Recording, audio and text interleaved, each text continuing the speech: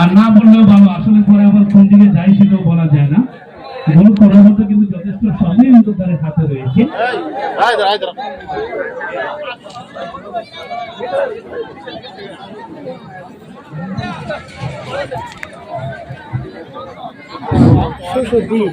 যাই হোক দর্শক, বলতে বলতে কিন্তু গোলের দেখা পেয়ে গেছে বাবুলগাঁও ফুটবল একাদশ।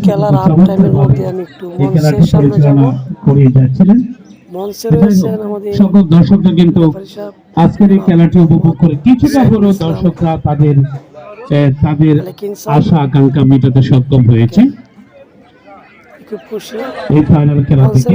আমাদের বর্তমানে দুইবারে নির্বাচিত চেয়ারম্যান জনাব মোহাম্মদ কাজল ভূঁইয়া, পাশাপাশি দেখেন আরেকজন জিয়ার সৈনিক আছে নাসির ভাই, আমাদের এলাকার একজন সন্তান, আমাদের গর্ব। অনেক জিয়ার সৈনিক এখানে আছে, সবার নাম বলা সম্ভব।